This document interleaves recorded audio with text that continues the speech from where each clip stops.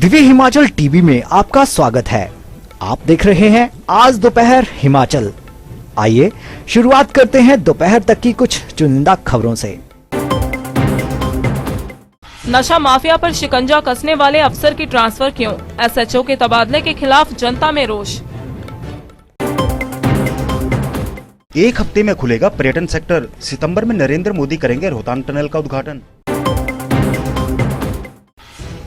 Corona virus ने सताया, petrol diesel के दामों ने और रुलाया। मकान की छत पर युवक की लाश, मानसिक तौर पर परेशान रहता था मृतक, शरीर पर चोट के निशान। जी का जंजाल बने संपर्क मार्ग, खड्ड जैसी दिखने लगी सड़कें, मिट्टी भरकर चलाया जा रहा काम। और अब समाचार विस्तार से। पुलिस थाना हरोली के प्रभारी इंस्पेक्टर रमन चौधरी का तबादला अंब में करने को लेकर हरोली की जनता का एक प्रतिनिधिमंडल हिमाचल उद्योग विकास निगम के उपाध्यक्ष प्रोफेसर राम कुमार की अगुवाई में एसपी ऊना से मिला। प्रतिनिधिमंडल ने मांग उठाई है कि हरोली के एसएचओ रमन चौधरी का तबादला तुरंत प्रभाव से रोका जाए। इंस्पेक्टर रमन चौधरी ने हरोली में नशा माफिया के खिलाफ कड़ी कार्रवाई की है। पुलिस विभाग को ऐसे अधिकारियों के तबादले नहीं करने चाहिए। अब देखना ये होगा कि क्या एसपी अपने आदेश वापस लेते हैं या नहीं। एसएचओ हरोली जो बढ़िया तरीके से काम कर रहे थे 2.5 साल में, जब से सरकार भारतीय जनता पार्टी की हिमाचल प्रदेश में बनी है श्री जयराम ठाकुर जी के नेतृत्व में बहुत शानदार काम किया है।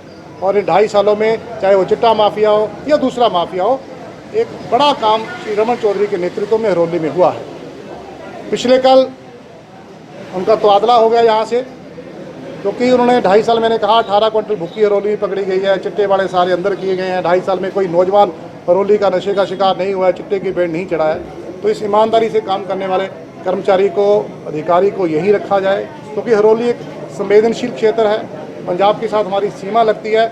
हम पिछली सरकार की तरह ये कहकर नहीं बच सकते कि हमारी सीमा पंजाब के साथ है। हम क्या करें, पंजाब से नशा आता है, हमारे हरोली में बिकता है। तो राम कुमार जी ने हमें बताया कि नशे के खिलाफ पुलिस की विभाग अच्छी लड़ाई लड़ रही है और आगे भी लड़ना चाहिए।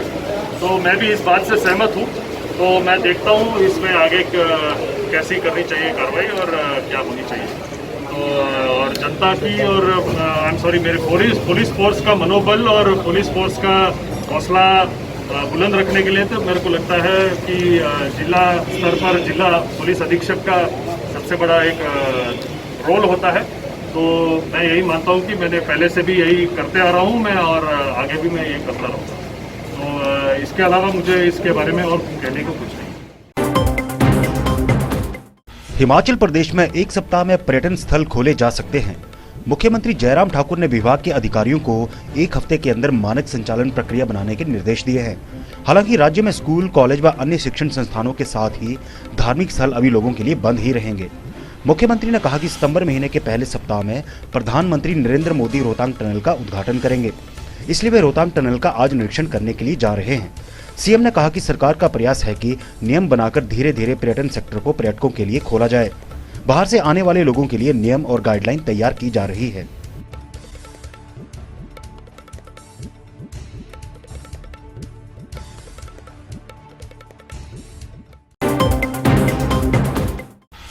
ज्वालामुखी के टैक्सी ऑपरेटर बार बार डीजल पेट्रोल के रेट बढ़ने पर सरकार से खफा नजर आ रहे हैं। वैश्विक महामारी कोरोना वायरस के चलते एक तो मंदी का दौर चल रहा है, ऊपर से पेट्रोल डीजल के रेट बार बार बढ़ते जा रहे हैं और डीजल का रेट भी पेट्रोल के बराबर होता जा रहा है।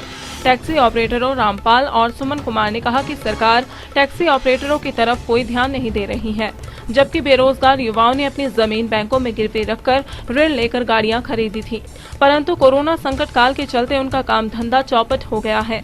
उन्होंने सरकार से टैक्स और इंश्योरेंस माफ करने की राहत मांगी है। हमारा इतना काम खराब हो गया कि लोगों हमें अपना ये नहीं दे रहे हैं, अपना पूरा किराया नहीं दे रहे हैं। इससे हमारा जो हमने बैंकों से लोन जो ले रखा है उसके लिए हमें बड़ी परेशानी हो रही है, और ऊपर से सरकार का बोझ ये, और गवर्नमेंट हमें 5-5 किलो अनाज दे रही है साथ में। ज्वाला जी अपना टैक्सी यूनियन से बोल रहा हूँ। मैं चाहता हूँ कि हमारी जो सरकार है हमारे टैक्स माफ़ कर दे, इंश्योरेंस माफ़ कर दे। ठीक है। हमें जो है यहाँ पे बहुत आर्थिक तंगी से गुजरना पड़ रहा है। तो सरकार से यही गुजारिश करूंगा कि हमारी इंश्योर से और हमारे जितने भी डॉक्यूमेंट है वो टूट रहे हैं और आर्थिक तंगी से झेल रहे हैं। सरकार से यही निवेदन है कि हमारे जो टैक्स टूटे हैं उनको हमें बस माफ़ कर दें। प्रागपुर के गांव लुसियार में बुधवार रात स्लेटपोश मकान की छत पर 35 वर्षीय शादीशुदा युवक सुरजीत कुमार की लाश मिलने का सनसनीखेज मामला सामने आया है। मृतक के कान में हल्का सा खून व बाईं आंख में चोट का निशान साफ दिखाई देना अपने आप में कई बड़े सवाल खड़े कर रहा है। राजमिस्त्री का काम करने वाले सुरजीत कुमार और उसकी पत्नी के आपसी संबंध ठीक न होने के कारण ये अक्सर मानसिक तौर परेशान रहता था। यहाँ तक कि सुरजीत कुमार ऐसी स्थिति में शराब के नशे का आदी भी बन गया था। इस मामले में पुलिस जांच कर रही है। बड़सर के ग्रामीण क्षेत्रों में संपर्क सड़क मार्ग लोगों के लिए जी का जंजाल बने हुए हैं। कई जगह सड़कों की दशा देखकर ऐसा लगता है कि ये सड़क है या कोई खड्डा या नाला। लोक निर्माण विभाग के कर्मचारी सड़क मार्ग की रिपेयर करने के नाम पर गड्ढों को मिट्टी से भर देते हैं। फिर यही मिट्टी बरसाती पानी के कारण फिसलन पैदा करती है, जिससे कि अक्सर दुर्घटनाएं घटित हो रही हैं। ताजा मामला 60वीं दखियोड़ा संपर्क मार्ग का है। इस सड़क मार्ग को बने हुए कई वर्ष बीत चुके हैं, लेकिन इसकी दुर्दशा के कारण लोग दुर्घटनाओं का शिकार हो रहे हैं।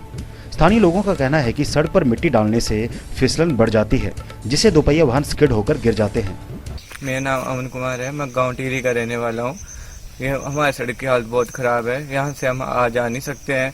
तो मैं सरकार से निवेदन करता हूँ कि हमारी सड़क की जल्द से जल्द मुरम्मत करें और इसे पक्का करें। इससे मतलब पानी इकट्ठा हो जाता है, खड्डों में पानी इकट्ठा हो जाता है, जैसे हमसे चला नहीं जाता सर, मतलब और जैसे बच्चों को स्कूल जाना होता है तो उनको भी प्रॉब्लम होती है और गाड़ियों को भी, फिर गाड़ियाँ भी नहीं आ जा सकती।